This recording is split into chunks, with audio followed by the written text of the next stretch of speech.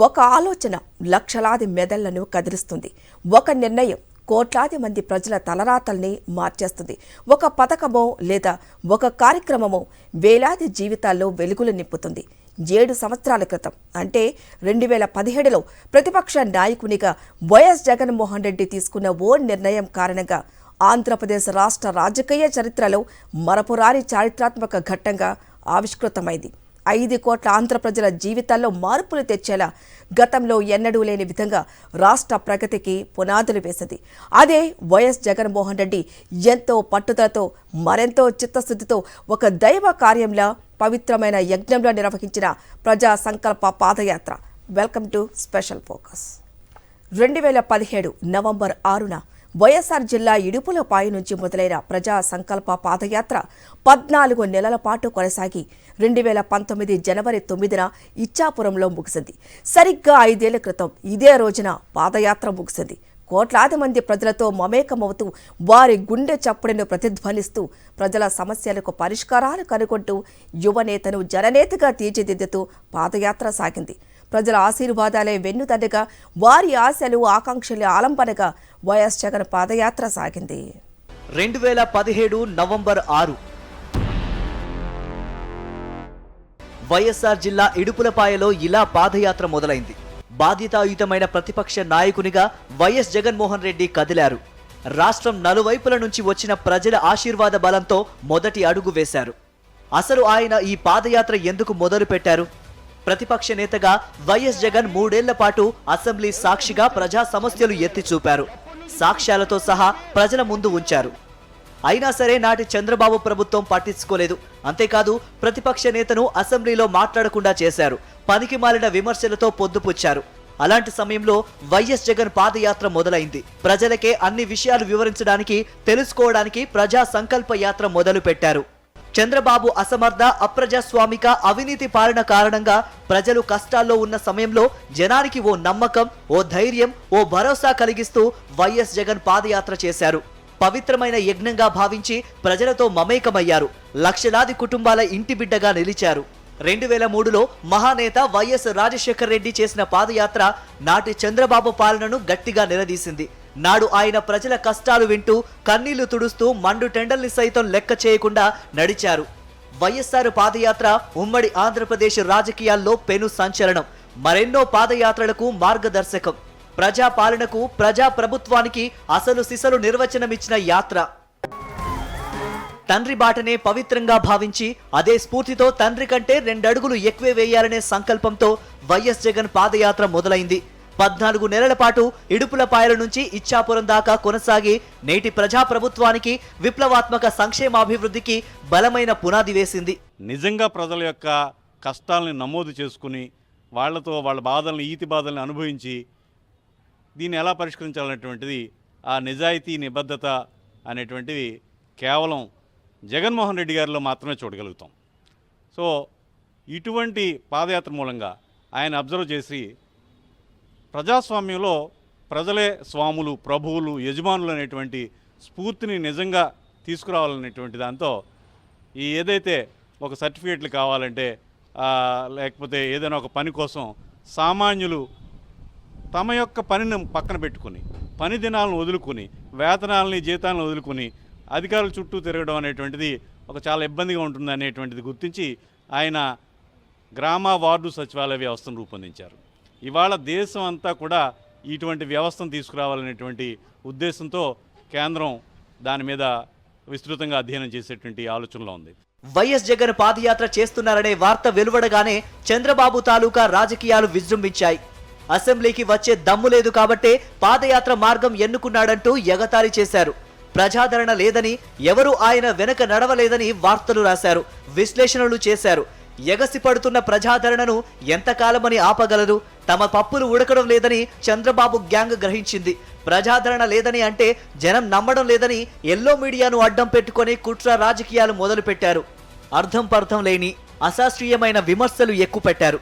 జగన్మోహన్ రెడ్డి తన దగ్గర ఉన్న కోట్లాది రూపాయల డబ్బులను ఉపయోగించి ప్రజలను కొంటున్నారని, వారిని తన వెంట తిప్పుకుంటున్నారంటూ అసహ్యమైన కథనాలు రాశారు. కొన్ని చోట్ల జగన్ నడిచిన దారిలో పసుపు నీళ్లతో శుభ్రపరిచి తమ వెకిలితనాన్ని బయటపెట్టుకున్నారు. తనను ఆశీర్వదించడానికి వచ్చిన వారితో వైఎస్ జగన్ ఇలా మమైకమైనప్పుడు దీన్ని చూసి తట్టుకోలేక పాదయాత్ర కాదు ఇది ముద్దుల యాత్ర అంటూ నీచ నికృష్టంగా ఎగతాళి చేశారు. అయితే అన్నింటినీ ఎంతో సంయమనంతో ఎదుర్కొన్నారు వైఎస్ జగన్. అన్ని రకాల వాతావరణ పరిస్థితుల్లో నడిచి ప్రజా సంకల్ప పాదయాత్రను ఒక పవిత్ర యజ్ఞంగా భావించి ప్రజల నుంచి ఎన్నెన్నో విషయాలు తెలుసుకున్నారు. ప్రజా సంకల్పయాత్ర దారులు జనఘోషతో ప్రతిధ్వనించాయి. జగన్ నినాదాలతో మారుమోగాయి. సకల వర్గాల ప్రజల గుండె చప్పుళ్లై నిలిచాయి. 2014 ఎన్నికల సమయంలో తెలుగుదేశం పార్టీ అధినేత చంద్రబాబు అనేక హామీలిచ్చారు. అరచేతిలో ఆకాశం చూపించి అరాకొరా మెజారిటీతో గెలిచారు. ఆయన ఇచ్చిన 600కు పైగా హామీలు నెరవేరుతాయేమోనని ప్రజలు కొంతకాలం వేచి చూశారు. నేను మారాను, నన్ను నమ్మండట్టు చంద్రబాబు చెబితే నిజమే కాబోలేమోనని ప్రజలు అధికారం అందిస్తే చంద్రబాబు యథావిధిగా తన మాట నిలబెట్టుకోలేదు. మాట నిలబెట్టుకోకపోగా ఏవైనా హామీల గురించి అడిగితే కోపగించుకోవడం మొదలుపెట్టారు. చంద్రబాబు అసలు రూపాన్ని ప్రతిపక్ష నేత వైఎస్ జగన్మోహన్ రెడ్డి అసెంబ్లీలో గట్టిగా నిలదీశారు. హామీలు ఏమయ్యాయని సాక్ష్యాలతో సహా ప్రశ్నించారు. రుణమాఫీ నుంచి ఉద్యోగాల కల్పన వరకు అన్నింటా బాబు విఫలమయ్యారని తీవ్ర స్థాయిలో ధ్వజమెత్తారు. పాలనను మర్చిపోయి ఫిరాయింపు రాజకీయాలకు పాల్పడుతున్న చంద్రబాబు వైఖరిని ప్రతి వేదికపైన ఎండగట్టారు. వైఎస్ఆర్సీపీ తరపున గెలిచిన ఎమ్మెల్యేలు 23 మందిని లాక్కొని వారిలో 4గురికి మంత్రి పదవులు ఇచ్చి అప్రజాస్వామికంగా వ్యవహరించడం సబబేనాని ప్రశ్నించారు. ప్రజాక్షేత్రంలో తేల్చుకుంటారంటూ ప్రజా సంకల్ప యాత్ర మొదలుపెట్టారు.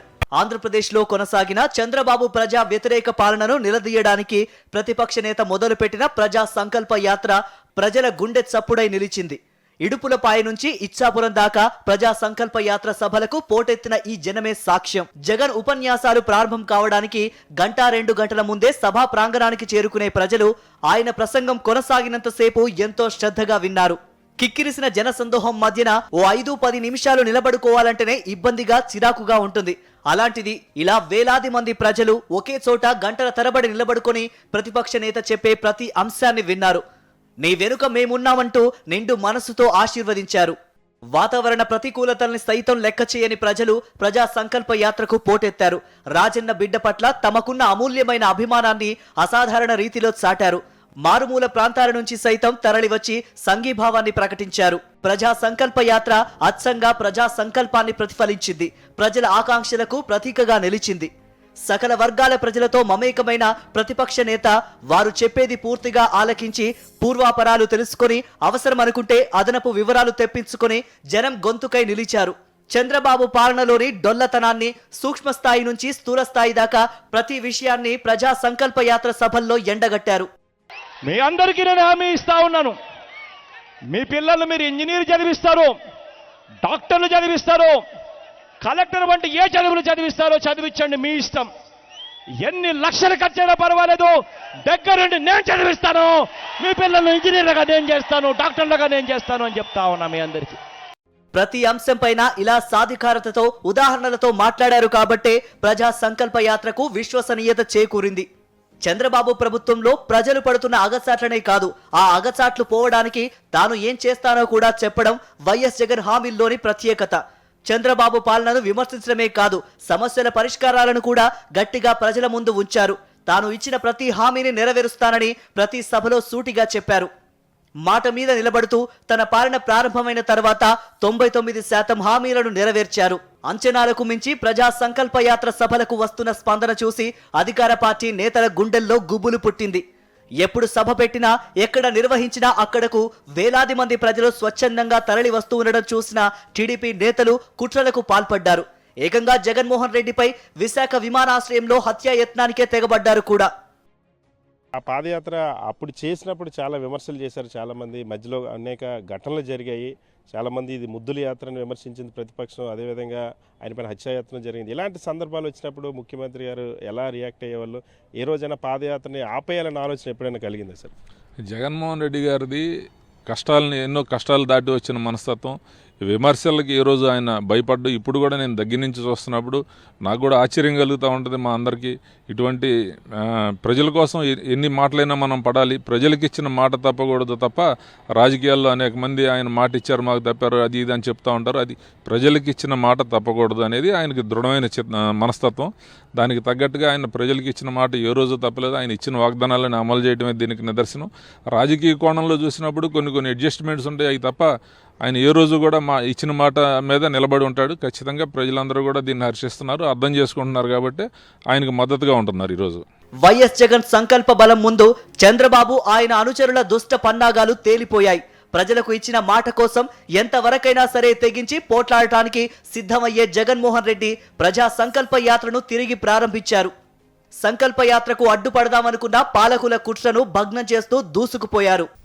ప్రజా సంకల్ప యాత్రలో లక్షలాది మంది సామాన్య ప్రజలను కలుసుకున్నారు వైఎస్ జగన్. వారి కష్టాలను అడిగి తెలుసుకుని వారి సమస్యలను పరిష్కరిస్తారంటూ వాగ్దానం చేశారు. ఎన్నికల బహిరంగ సభల్లోనూ ఆ మాటలే పదే పదే చెప్పారు. పాదయాత్ర దారంబడి తెలుసుకున్న ప్రజా సమస్యలు, ప్రాంతాల సమస్యలు ఏకమొత్తంగా రాష్ట్ర సమస్యలపై సంపూర్ణ అవగాహన ఏర్పడింది. సంక్షేమాభివృద్ధి ఆలోచనల మేధోమథనంతో తనదైన ఎన్నికల ప్రణాళిక తయారు చేసుకున్నారు. ఎన్నికల ప్రణాళికే తన భగవద్గీత, ఖురాన్, బైబిల్ అని ప్రకటించారు. ప్రజా సంకల్ప యాత్రలో లక్షలాది మంది సామాన్య ప్రజలను కలుపుకున్నారు వైఎస్ జగన్. వారి కష్టాలను అడిగి తెలుసుకుని వారి సమస్యలను పరిష్కరిస్తానంటూ వాగ్దానం చేశారు. ఎన్నికల బహిరంగ సభల్లోనూ ఆ మాటలే పదే పదే చెప్పారు.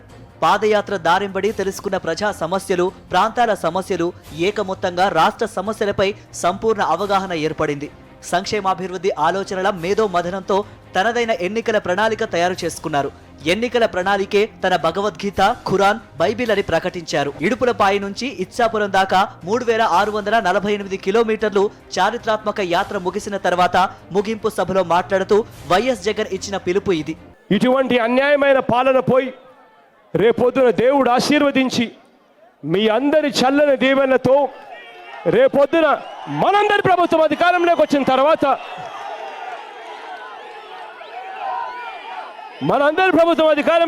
తర్వాత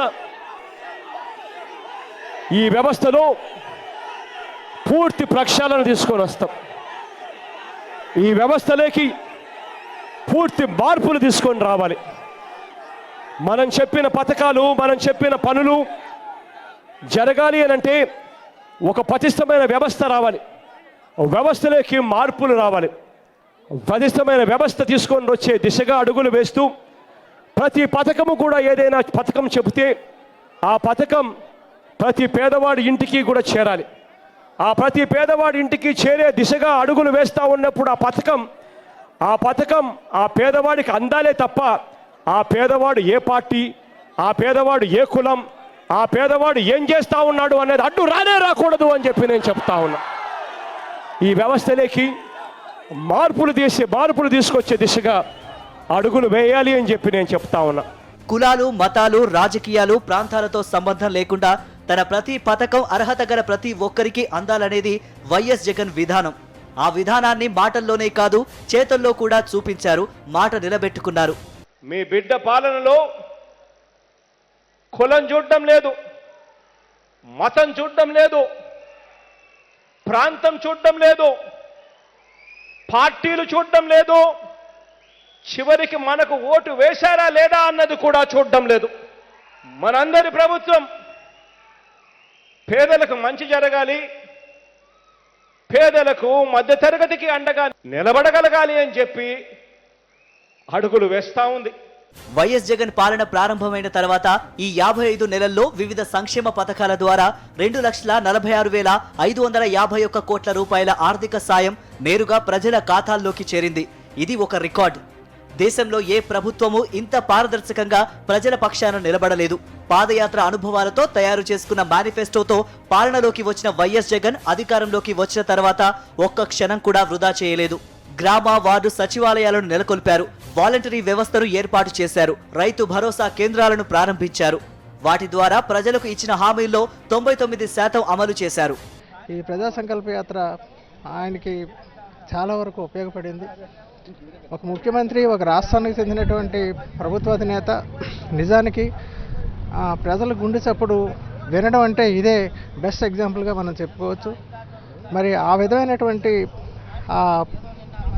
ఈ ప్రజా సంకల్ప యాత్ర ద్వారా మరి సుమారు ఇవాళకి 5 సంవత్సరాలు పూర్తి అయిపోతుంది. ఈ 5 సంవత్సరాలు పూర్తయిన సందర్భంగా ఒక రకంగా చెప్పాలంటే, ఒక సింగిల్ సెంటెన్స్లో చెప్పాలంటే బెస్ట్ రోల్ మోడల్ అని చెప్పచ్చు.